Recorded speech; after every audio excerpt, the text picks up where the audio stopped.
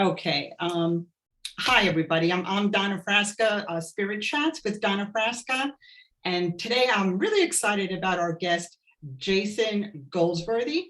And I was just saying that I'm horrible with time zones and whatnot. And I'm like, oh my gosh, it's on the East Coast here. It's 9 a.m., really early.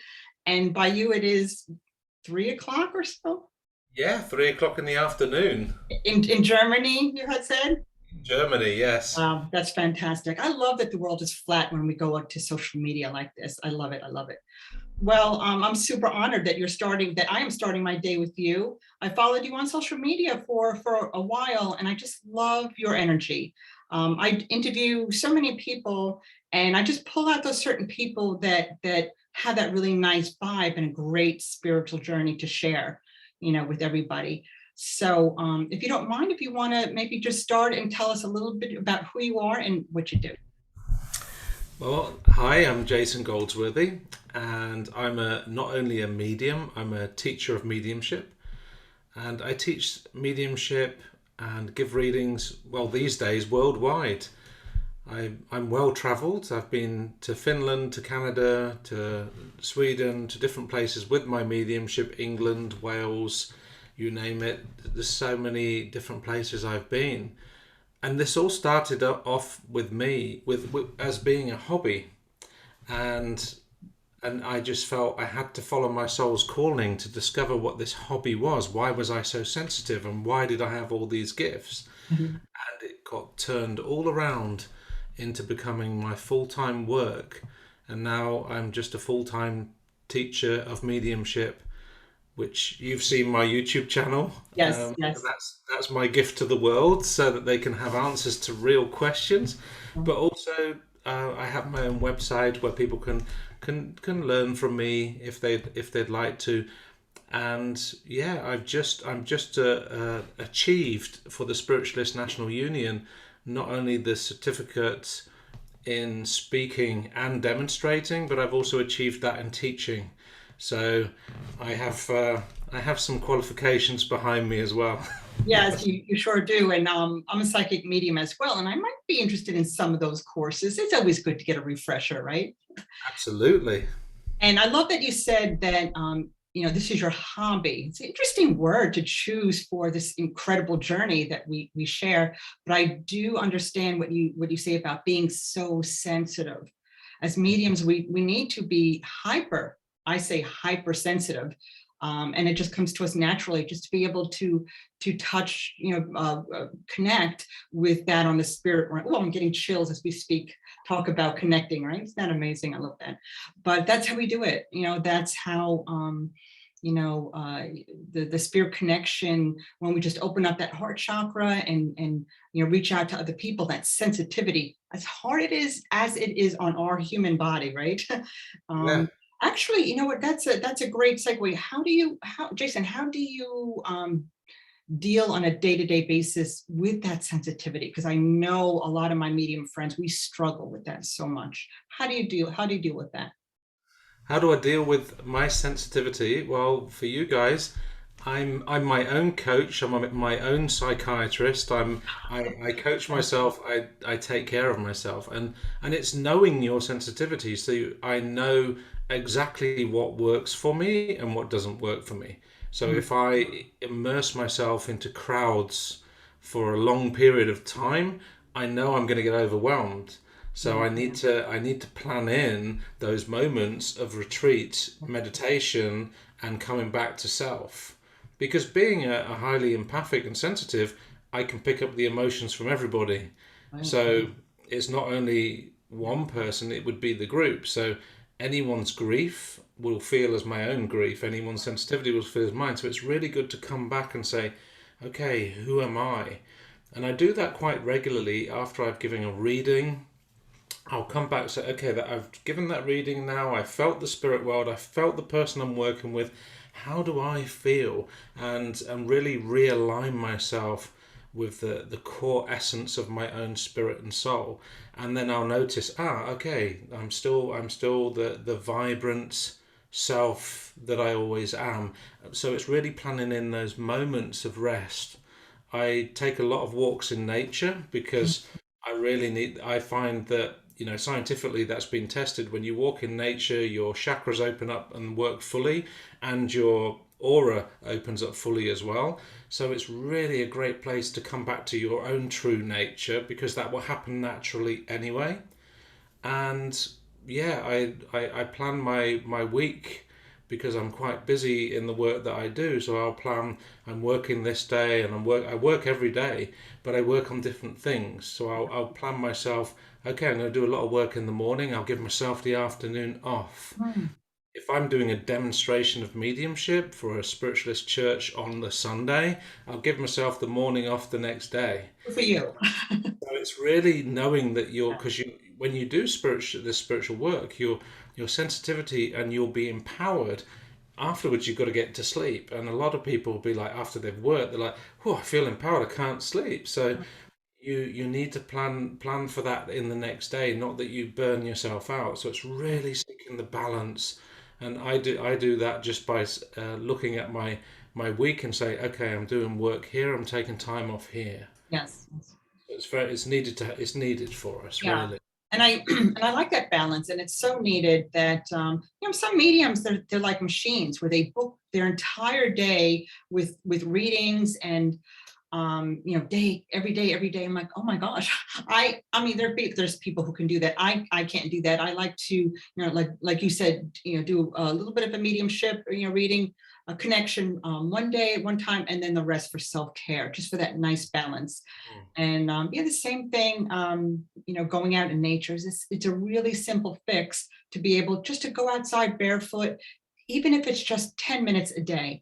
Some people say, oh, but I don't have a backyard, or I can't get to the park. And I suggest just sit in a room that has a window, just open up the blinds or curtains, and just let the sun just even hit on your face, and just stand in that connection of that sun energy. And it helps so much. So I know you do platform readings. And for those of us who are not familiar with platform readings, do you think you can maybe chat about that a little bit? And also, being so sensitive, I find it amazing that I've never done platform readings yet. I'm going to say yet. But my question is, out of all those people, how do you, like, being so sensitive, instead of feeling like a big wave of everybody saying me, how do you, like, zone in on just a few and pick those certain people to read? So that's a good question. The platform readings I've done in different countries, and sometimes they've even spoken different languages, and it's I really enjoy doing it. It's something I love to do, but it's being at one with your own power to start with. So when I talk about the power, that's the emanation of your own soul and spirit, and it's your aura. That's your space. So my awareness will only be in this space when I'm working with spirit. So the audience will be there, but I will still only be here. So I've learned to do that over the years. When I first started out, it was like, oh, I would feel overwhelmed by the emotions of people. But then I've learned to harness the energy and power and just stay on the stage with on the platform with my own energy and power. And so when I'm working with the spirit world, they give us information. When you do private readings, if anyone's been doing any circle work or anything like that, you're going to get some sort of information. And normally, one of the things people say is, "Can you take this?" or do you resonate with this?" or "Do you understand Or this?" do you understand this? Yes, yes. All these Yeah. things. Yeah. Well, from the platform, what the way I've been taught within the Spiritualist National Union, and also in the way of receiving evidence, is to get as really concrete evidence as you can get. So if you're going to get a male, you're not going to say, I've got a male figure here. You're going to say the relationships. You say, I've got father here, and then you probably go to, okay, I know he must have had a connection to the army, and then you'll be going forward to say, okay, I feel that was in his younger years, but I feel also an engineering side with him as well. So in that way, you start off your contact, and then you may get around to, oh, and I feel that he passed as I'm feeling around the heart area. So it would have been a heart problem that took him to the spirit world. And then you'd say, who would understand this? Or you may even feel where you're going. Yeah. But because you're giving such specific evidence, out of 100 people, there should only be one person that understands it. If there's two, then you can work with the two. And you can say, okay, so you can take all of it, yes. So you can take all of it, yes. And then you say, okay, one bit more. I know he left a watch behind. It looks like a silver watch. Would you understand that? And the person says yes. I said, okay, then I'm working with you. And that's how you work. That's how you would work it. Just working with the evidence of the mediumship. But there's also another way. You may get farther, and you may get, I get farther. He's shown me that he worked with mechanics, but then suddenly you feel the energy flowing through you, and I feel that I'm being drawn to the back of the hall, and I need to come to you. And I feel that, would you understand Father being in the spirit world just there at the back? Yes, you would. And you just point to them with the energy where the spirit's taking you. So that's the two ways. One of them's called the throwing out way. That's just let the evidence find the recipient. And the other way is going direct. So it's letting the spirit world guide you to the person within that hall.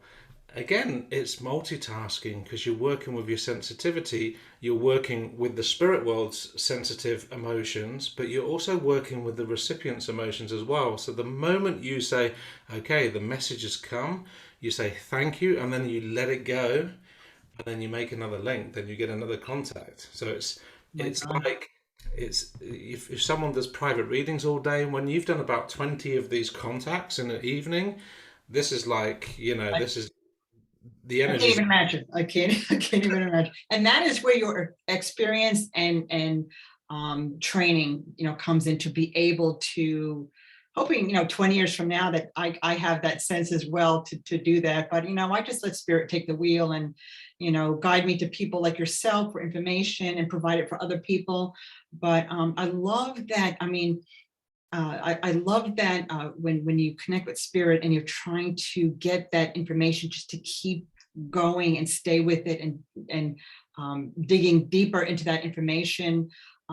I did a reading once and I saw a box underneath the bed. I'm like, even myself on a personal level, I'm like, what's in that box? I want to know.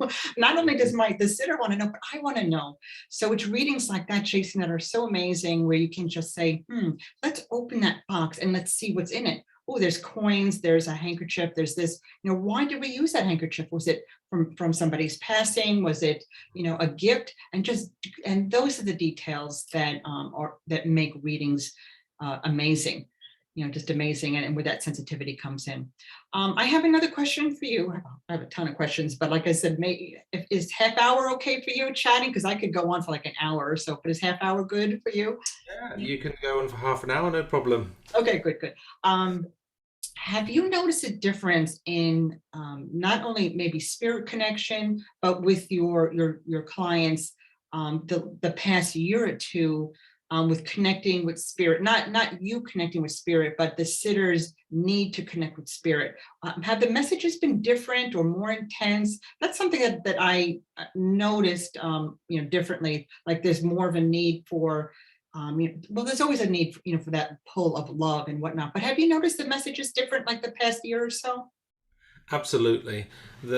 When there is more of a need in this world, then there is a more of a need for the spirit world to connect. So Mhm. you'll find that the spirit world will connect a lot stronger and a lot more intelligently than they would like 2 years ago, because there is so much of a need in this world with the sitters. So a sitter will come and the spirit world will answer their questions, will give them the messages of encouragement, and that can become a lot stronger. I feel that a lot of it has changed in the way mediumship has changed, that the clairsentience, so how the spirit world feels, tends to flow through me when I'm working, so that the spirit person or the person on the end of the Zoom call can feel their loved one's energy here in the Zoom room, right, across the country. And that's the way that it's changed. And I just feel it's like we used to have 3D. I think now we've got a 5D mediumship going on here. So it's like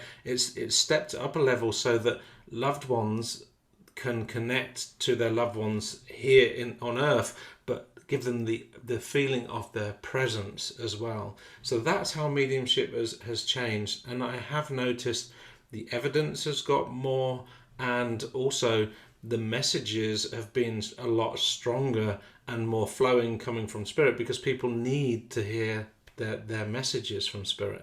And that's where, wherever the need, when we go back in history to the First World War and Second World War, there were so many people that had died, so there was a need for mediumship to answer the call. So that's when was some of the biggest uprising in spiritualism within America, within in different countries, and within the UK as well. So imagine what's been going on with this in these days. There is a need being created that the spirit world wants to answer, you know. Yeah. Now, when you're out in public, now I know this is an issue for myself, and it's just chasing time, time with your family, or even just your alone time, and you're out in public. Let's say you're having lunch or dinner out, and spirit is literally tapping you on the shoulder, and you can feel that tap tap tap to connect with somebody in the room with you. We're talking about boundaries. What are your boundaries when spirit is so strong saying, Jason, you need to get this message, but yet you're in a public place and you're about to approach somebody that has no idea what's going to happen? How do you deal with that? I'm not what you call a public speaker to people in that way. What I would say to the spirit world, and this is just the way I work, is say, hey, let them know who I am. Let them find me. So I send it back to the spirit world. If you really want me to bring this message to them, let them find me so that I can help them, so that I do not overstep boundaries and say, hey, by the way, I've got your partner here, I've got you, and you're in a public place. Yeah. It becomes a bit messy, and it can become messy. And I know there's some mediums that do that, but I never invade on people's privacy. So I'm always, okay, I might say, hey, how are you doing? And, let someone know that, I'm who I am and maybe what I do. And then I'd leave it at that. So I'd probably say, hey, my name's Jason Goldsworthy, and what do you do? If there happens to be a connection, it happens naturally. Say, my name's Jason Goldsworthy, and by the way, this is what I do for work. What do you do for work? And just leave it at that as a friendly conversation. But I would say to the spirit world, that I would say to them, if they are to come to me, then let you nudge them to come to me. And they absolutely do that. Spirit will adjust the universe so those connections are made. However, there's times when there's a little bit urgency. I was on vacation with my visiting parents and having a really bad day. So mind you, my vibration was really low. I'm at a pub, not in a good mood. And spirit came in strong. I said, please, I go, can I have a day off? I need to be off today. And they said no, because people next door, somebody sitting next to me, their loved one was about to pass. They were in transition and they needed to know to contact them. So, and that's a great thing to have a contract with spirit, those boundaries. And I do as well. And I actually wrote down my rules and regulations for the spirit world. And please don't, because of experiences, please don't contact me while I'm driving or on the weekends when I'm with family. It's silly, but it works. It works because this stuff happened, and I almost had car accidents and going crazy. So I said, okay, guys, this is what we're going to do. And one of the rules in my contract were, when I have my time off, and when that is, please, respect that. I respect you. Please respect me, unless it's a 911, unless it's an emergency. So apparently that was a 911. Boundaries are so important. I remember when I was first starting out, I said, no, spirit, you're not allowed in the bedroom. You're not allowed under the shower with me. You're certainly not allowed in the toilets or the men's room or the washroom, whatever you call it. So these places, I say to spirit, you're not allowed in here. Because the thing is, with us, when we're open and we're sensitive, the spirit would oh yeah, look, let's talk. Yeah, let's not. No, let's not. So those boundaries are so important, especially when you're driving a car and then you're having this stuff. Yes. So in this way, what I said to the spirit world is said, when I'm working, I'm open for you 100%. When I'm free and I've got my time off, then that's time off. Yes. And in that way, I said only if there's an emergency or a danger or something like that, then I said, okay, Spirit, then you can, but not in any other way. And these boundaries make the mediumship stronger and crisper. So I always say to the spirit world, if you really want to get me to connect to someone, again, bring them to me. Bring them to me when the way they need it. And in that way you become, because your power can get drained, like you were saying, you needed time off and you needed to drive your car and you needed to concentrate on these things, and then the spirit's coming in, oh yeah, by the way, can you just, Yeah, and it's like, whoa. driving here. So it's really just saying to the boundaries, look, spirit, I'm open to work with you at any time in a professional manner. If when I'm there, you come full in, and I will Yes, do your work. And in that way, they learn to respect the you do. boundaries. And it's so sweet because shortly after I wrote that contract, the rules and regulations for the spirit world that I keep in my end table by my bed. Like I said, like you just said, no, do not follow me when I'm in my bedroom. You are not allowed there. The bathroom, whatnot, private time. So so one night I was reading, in my bedroom by myself, and I hear my physical ear high in a man's voice. Mm. And my husband wasn't home at the time, but I leaned over and I'm like, all right, where's my baseball bat? Oh my gosh. And I look by my door, and it was just the face of a man who happened to be my uncle. Mm. But he was at the door. He did not step past that threshold because of the rules and regulations that I gave to the spirit world. And I'm like, oh my, I love that you're here. And it happened, I didn't realize it, but it happened to be on the anniversary of his death, and I didn't realize that until my cousin contacted me, like a day or two later. But I'm like, wow, they actually listen. He was right at the door, like peeking and like, hi. I'm like, Uncle John, nice to see you. Oh my gosh. But they will listen. And then you get those little troublemakers who don't listen. And it's good to have a firm stance. Say, hey, you know what? You're not obeying the rules, and so you're not allowed in my aura, as you say, or I'm not going to acknowledge that you're here, and they just go away. So you have to be stern, right? Absolutely. And sometimes I get a little tap. So as what you'd say, they'd step into your and they just tap on my shoulder. Sometimes I had a lovely old lady do that one time. She said, "Oh, I'm here," and I said, "Oh, are you?" And I say, "So." And if that's to do, because it happens in family settings as well, but my family don't believe in this sort of thing because they were brought up in the Roman Catholic way, and I'm a spiritualist, so that's a totally thing. So I'd be like, I know your mum's thinking of you. That's all. I just get a feeling, or I'll just remind them of those memories. I'll be, those memories. You know how your mum used to make those lovely cups of tea and cakes. You remember that? So all I'm doing is I'm relaying the feeling So clever. without giving the idea that I'm giving a message. You see? Yeah, you write this down. It's really good to do that, because then you can have conversations with your family. And my father is totally, black and white, Navy man, doesn't believe in this sort of thing. So I'll be like, I'll just remind him of the memories that they used to have. Hey, remember when we used to go fishing with your dad and how that was? And it's like so you're relaying, but you are not working you are working as a medium. You're always going to be open to stuff when it's around family, but in that way you can do that.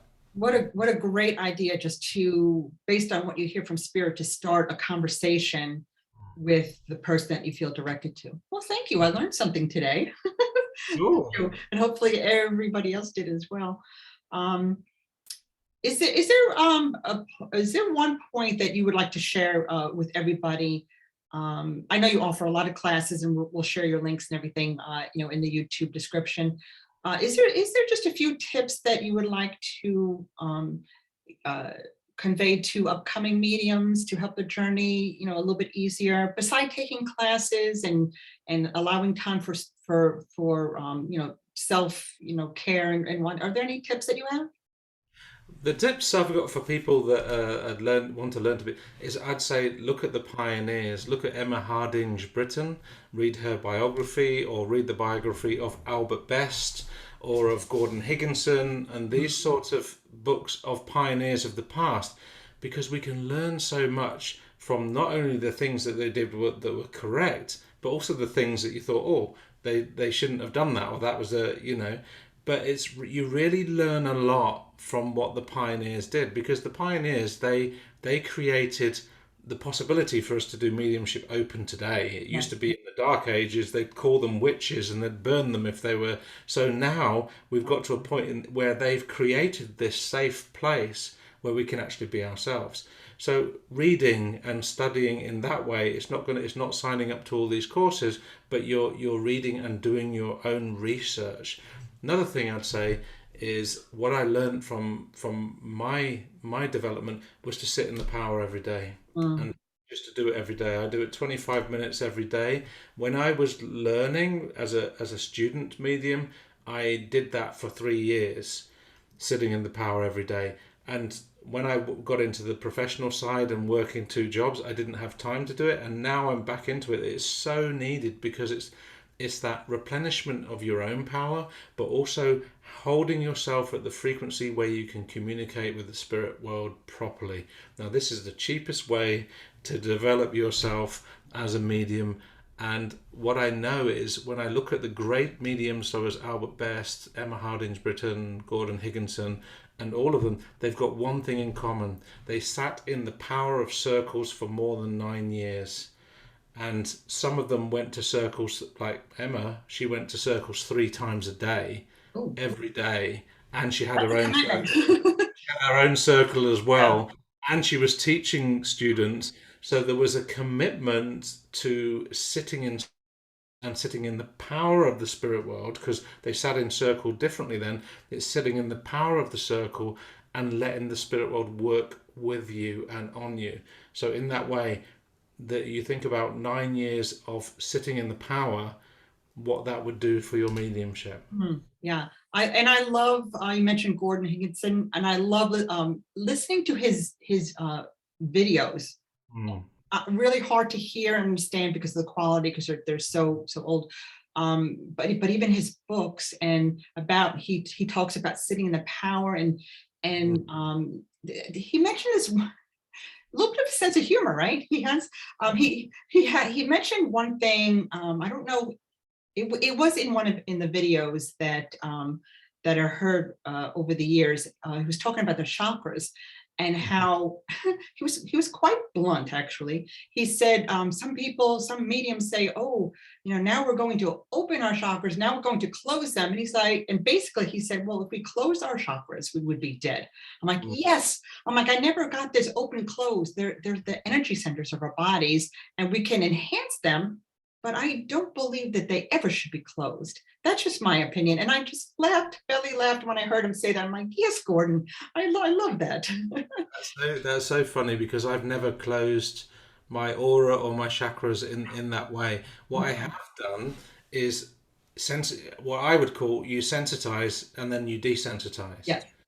So basically, if you imagine your aura being out here and being sensitive, it's going to pick up more information. But if you say, I would like just to come in now, come home now, get into this space where I am, then your aura will react to it automatically, and your chakras will align automatically as well. So you're not closing. All you're doing is bringing your awareness back to the center and power of who you are. So then you're here. So yeah, I've never closed my chakras. I've never seen the need for it.